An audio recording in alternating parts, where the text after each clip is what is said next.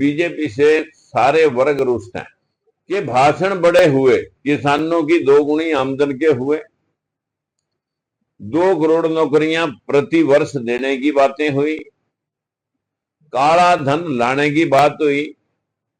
जो 2014 के मुद्दे थे, पेट्रोल सस्ता करना, गैस सस्ती करनी, भ्रष्टाचार पे अंकुश लगाना, वो मुद्दे 2019 के चुनाव में जीरो हो गए। और अब जो चुनाव बीजेपी जीतना चाह रही है वो लोगों को मानसिक रोगी बना करके धर्म के नाम से रामलला हम आएंगे, मंदिर वहीं बनाएंगे।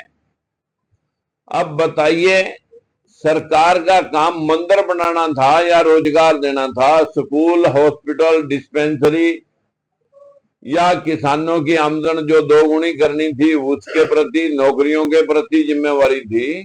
गली गली में मंदिर है, लोगों की अपनी आस्था है, कोई किसी के प्रति, कोई किसी के प्रति। लेकिन क्या आस्था से लोगों का पेट भर जाएगा? क्या बच्चों को रोजगार मिल जाएगा?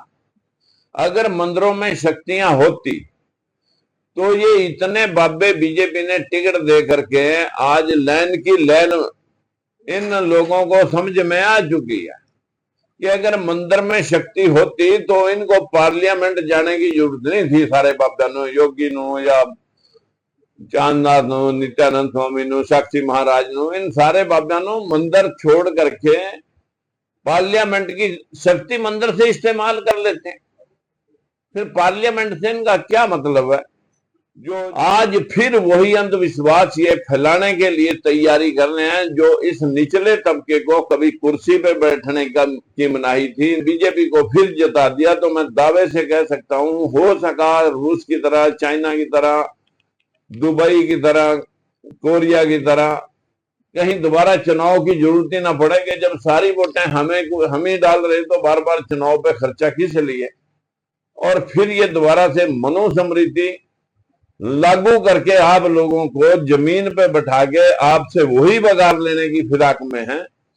तो बस मैं इतना कहते हुए कि जागो और जगाओ। हमसे जुड़े रहने के लिए हमारे YouTube चैनल को सब्सक्राइब करें और नई वीडियो की नोटिफिकेशन के लिए बेल आइकॉन को दबाएं।